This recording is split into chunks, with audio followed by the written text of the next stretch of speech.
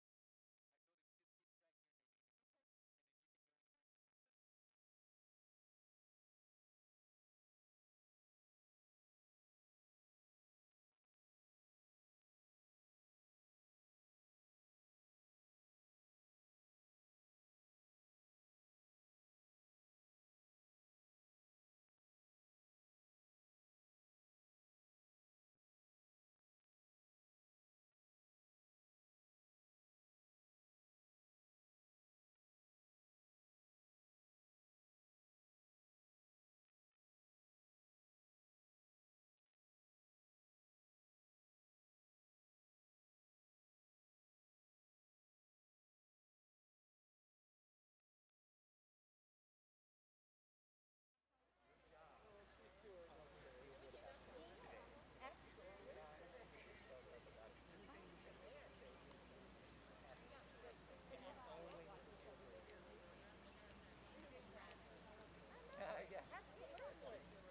Okay, I'm trying to recall the names of them. I know Unwind. Okay. Never Let Me Down. Really? I did not know those two, and I was fascinated. Unwind and Never Let Me Down.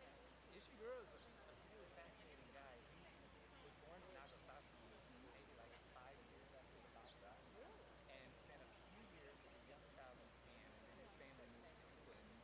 Okay.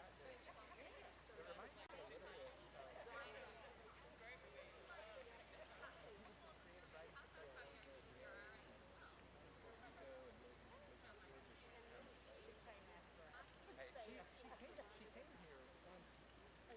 I was there.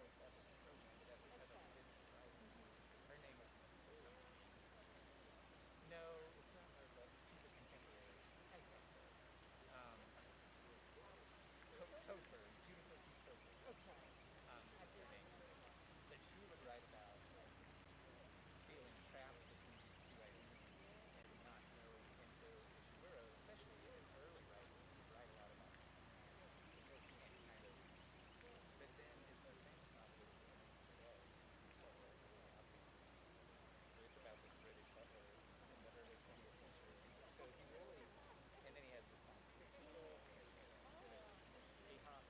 Oh, so my husband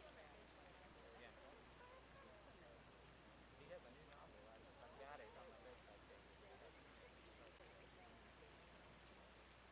Only thing I can't decide is that's because of what? Because people don't know. When you say that, is it like a flower on the stage too? Right. Yes. Hello, everybody. Good morning. Yeah, good morning. Oh, there's people. Okay, so welcome to our Earth Day Convocation. Before we go ahead and get going, I just want to have everybody kind of like look around, kind of take everything in, take a deep breath, as much as you can through your mask anyway.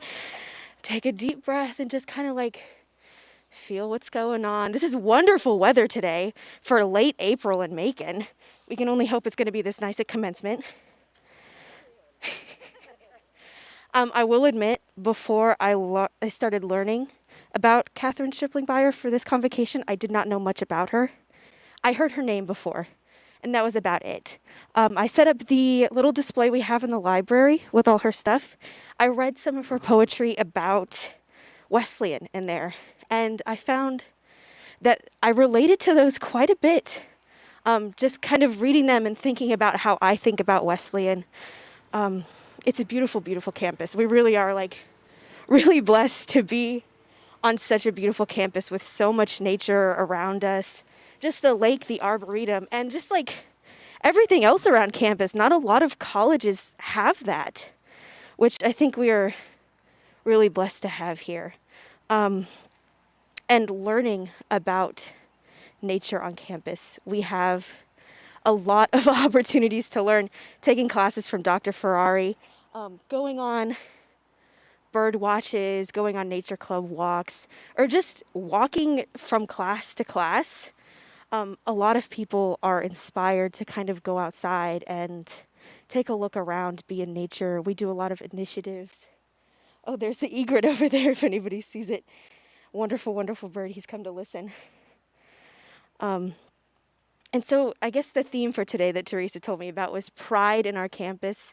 And I think a lot of us have a lot of pride in our campus, especially with the nature. The beauty of this campus speaks to a lot of people, and it has for a very, very long time. So I just kind of want to invite everybody to look around, take everything in. And when we listen to some of the readings that are going to be read today, think about how you, in relation to Wesleyan, have pride in your campus. Think about your relation to the nature here, and think about what you can do as far as getting other people connected to nature, sustainability. And even if you're not doing an initiative, just go take an arb walk. Sit and maybe talk to somebody else. A lot of people have a lot of secret little spots in the Arboretum that they have as their favorite place. So have somebody take that to you sometime. Or just walk around, find your own secret little place to sit and connect and kind of be one with nature and Wesleyan. Okay, thank you, everybody.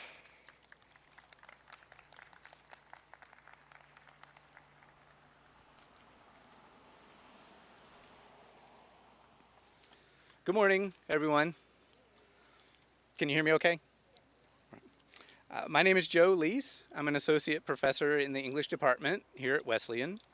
I'm pleased to welcome you all to this all-campus convocation, Earth Day Pride in Our Campus, and Living Memorial honoring Catherine Stripling Byer, founder of Wesleyan's Campbell Stripling Distinguished Writer in Residence Program and former poet laureate for North Carolina.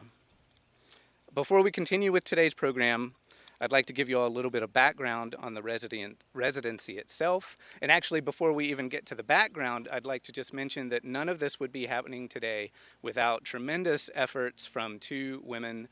Professor Laura Lees, this was all her idea originally. The bench was her idea, the tree was her idea after reading Kay's poetry. And she's been trying to make this happen for a couple of years, but she couldn't get it together until she met her co-superhero, Teresa Abercrombie, and the two of them made all of this happen for us, and they deserve a lot of praise for that. So the residency, the program was established in 2010 by Kay, class of 1966. In honor of her parents, Bernice Campbell Stripling and the late C.M. Stripling, as well as her maternal grandparents, Olmont and Carrie Mae Campbell, and her paternal grandmother, Marion Fry Stripling Bailey, all of whom were crucial to her accomplishments as a writer. To date, visiting writers have been Kay, Catherine Stripling Byer, Kathy Smith Bauer, Jeff Biggers, Jewel Parker Rhodes, Anya Silver, Elaine Neal Orr, Amy Green, and Janice Ray. Each writer who has come to our campus has given lectures and public readings, visited classes, participated in campus events with students, and offered one-on-one writing conferences with aspiring student writers. Many of our students have reported life-changing interactions with these authors, none of which would have been possible without Kay's generosity. Now I would like to introduce Taylor Malay, a junior English major, who will read Catherine Stripling Byer's Wildwood Flower, which inspired us to choose a sycamore tree to be planted here by Foster Lake in her memory.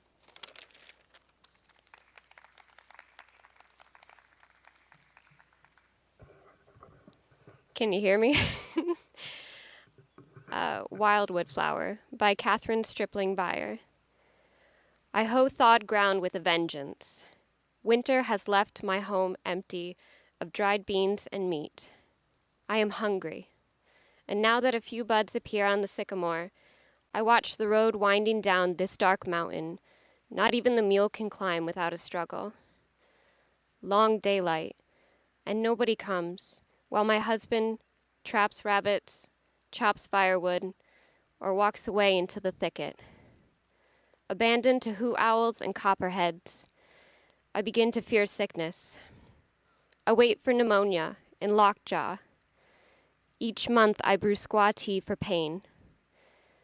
In the stream where I scrub my own blood from rags, I watch all things flow down from me into the valley.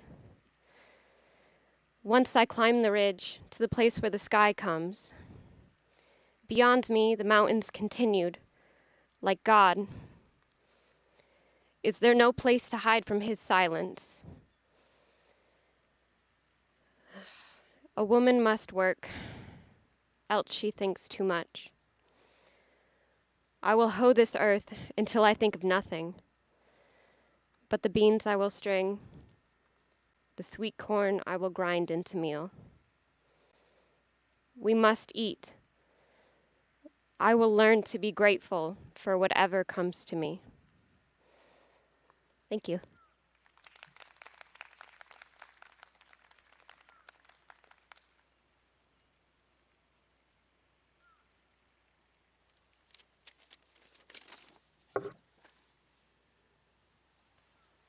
Welcome and good morning.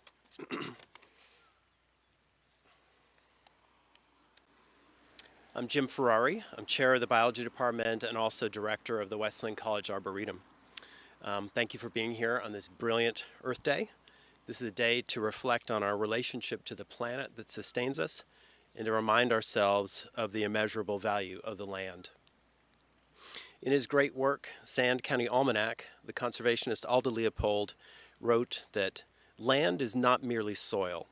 It is a fountain of energy flowing through a circuit of soils, plants, and animals. So it's appropriate that we're here to plant a tree, the base of the food chain, and the pump that will power a fountain of energy. This sycamore's foliage will feed the insects that nourish the swallows and swifts and bluebirds flying around us this morning. Its buttonball seed heads will sustain chickadees and goldfinches in winter. Its leaves will fall in the lake and propel a murky aquatic food chain supporting fish, turtles, and wading birds like the egret we just had a moment ago. Probably the most distinctive feature of a sycamore tree is its strikingly patterned bark. As a sycamore grows in diameter, it sheds its outer bark, revealing a patchwork of creamy white, khaki, and olive green. It's thought that this exfoliation is an adaptation to free itself of the bark-climbing vines that might otherwise smother the tree in its typical habitat of rich floodplain forest. This habit of the sycamore tree, the shedding and casting aside, might just be the perfect metaphor for 2021. We've been in the coiling grip of a pandemic for over a year now. Perhaps this springtime, we can finally slough off the tendrils of dread and isolation and fatigue that have crept up our flanks, and we could all use the sunlight right now. The next speaker will be Dr. Tyler Schwaller. Thank you and happy Earth Day.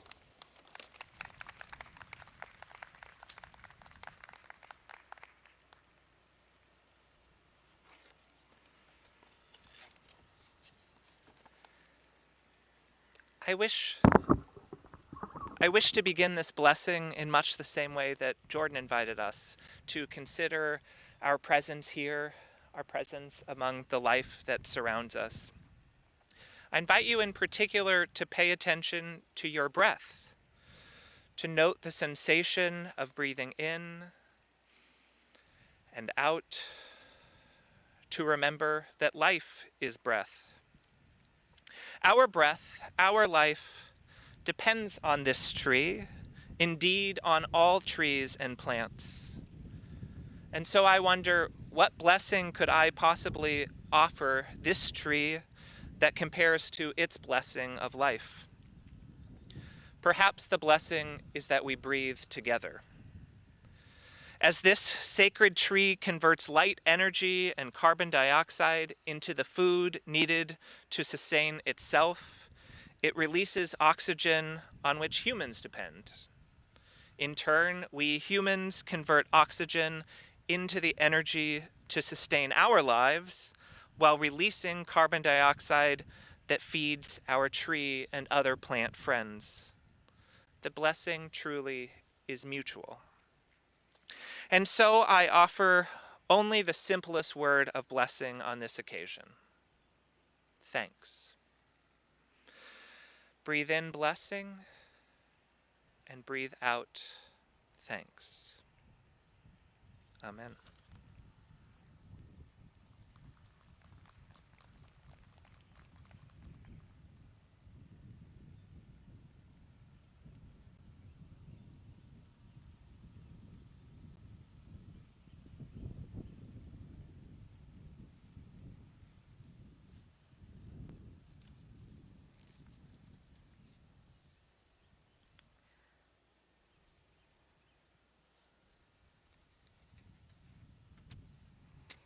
I want to share that I had the blessing and privilege of singing Kay's poetry set by a couple of different contemporary composers, one of whom was Martin Bresnick, a professor of mine at Yale, and I asked him to write a song cycle for a mezzo-soprano, me.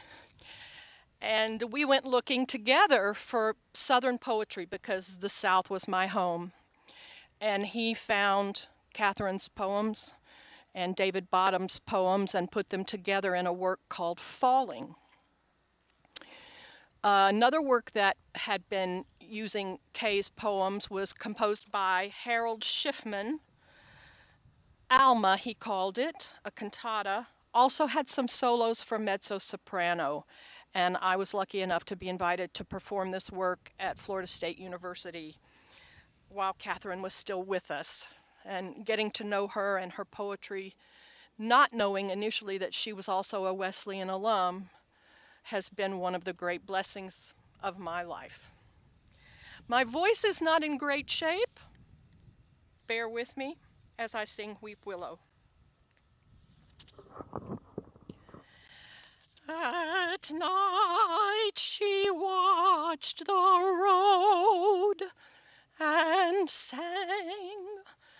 One song led to one more song, some unquiet grave, a bed of stone. The ship that spun round 3 times ere it sank, near 90 verses full of grief, she sang sad all night long, and smiled as if she dared me shed a tear. The dark was all she had, and sometimes moonlight on the ceaseless water. Fill my cup, she'd say, and sip may moonshine till her voice came back, as strong as bullfrogs in the sally grass. You whippoorwills keep silent, and you lonesome owls go haunt another woman's darkest hours. Clear, clear back, I hear her singing me to sleep. Come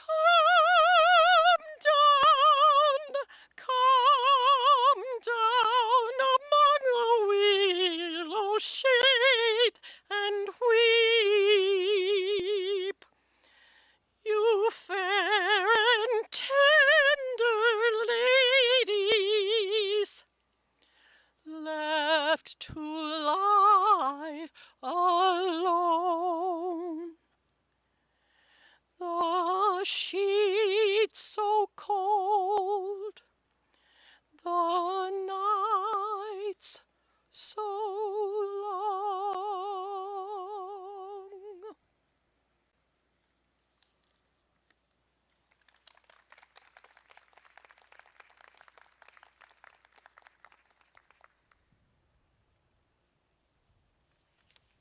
Thank you, Nadine. I'm Vivia Fowler, president of Wesleyan College, and I'd like to observe that long before Kay Beyer was a professor, an award-winning published poet, poet laureate, or poet in Wesleyan, or poet in residence, she was a Wesleyan. And it was a connection she cherished for all of her life. Wesleyan was always close to her heart, drawing her back to this campus many, many, many times for reunions with classmates and also to conduct workshops, to serve on panels, and to read her poetry. She was generous with her time and her talent and her resources, all of which live on today in the Campbell Stripling Beyer Distinguished Writer in Residence Fund that enables us to bring writers to our campus. And so it's a joy to remember her today in the planting of this sycamore tree in her memory. And we're delighted that all of you could join us today. I want to thank some people, some of whom have already been thanked, but I want to thank Teresa Abercrombie. You know, she has a new name, Teresa Above and Beyond Abercrombie. I want to thank Teresa, the English department, the Nature Club, the physical staff plant who have already planted the tree, Dr. Ferrari and Ms. Cheek, for your contributions today as we honor Catherine Stripling Beyer. Teresa thought of everything, including making a wooden replica of the plaque for us to present to Kay's husband, Jim, who is with us today, and to send one to her daughter, Corinne. So, Jim, we invite you, Teresa, please come and present these plaques to Jim. Please, Jim. Okay. I will. Should we go to the tree for this, Teresa? Okay, let's go to the tree. And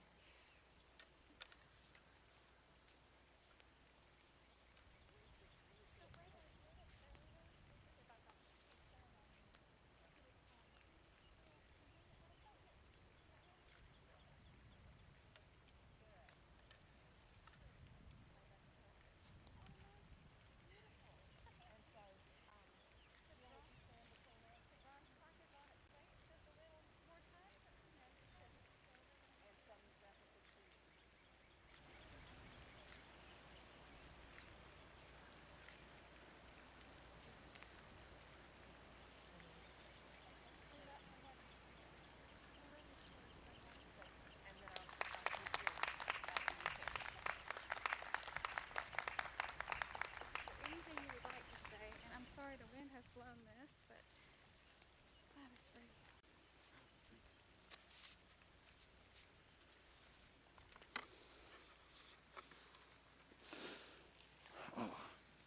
I'll remove this temporarily and merely say that I know how deeply honored my wife would be if she could be here and see the tree and the bench in her honor. She loved the campus of Wesleyan College, and she loved her professors here. She was here from 1962 until 1966, and it was a tremendously important part of her life. I know that her writing career actually began here. She may have done a few things in high school, but her love of language and her love of poetry started right here and continued until the very end of her life. It occurred to me that I might tell you just a little bit about the genesis of the Appalachian mountain poems, Weep Willow, Wildwood Flower, and a number of others, of course, in some of her books. But shortly after we were married, we were hiking in the Great Smoky Mountains National Park on one of the trails which, like so many of the trails in the park, used to be roads on which people lived way back in the coves and the valleys. And the farther up you lived in one of those coves, the poorer you were. And so we were hiking on one of these old trails, formerly roads, and got to what was the very end of it. And we recognized an old home site. We recognized it by the presence of, I think, a boxwood, perhaps daffodils, perhaps forsythia, the kind of things that live forever, in other words. And I think, as I remember, an old rusted bucket with the bottom gone. Well, since it was at the very end of the road, the people who lived there once were the poorest people in the area. And she started thinking about what life was like, particularly for the women, and how hard it must have been for a woman to live up there at the very end of the road. And thus, you get a poem like Wildwood Flower, which explores just what it would have been like. And a poem like Weep Willow, which also finds a little bit of compensation for the difficulties. Or if not compensation, it finds at least the resources that enable you to live and to survive. So this is a perfect honor for her. As I said, she loved the campus. She loved the lake. She loved trees. And when we tried to put together a collage for her celebration of life, we went through boxes of old pictures that she had taken, and there were hundreds and hundreds of pictures of trees. Live oaks from her father's farm, various kinds of trees in the mountains. She simply loved trees. So she would have loved this honor that you have given her. And so I express my deepest appreciation for it. Thank you all.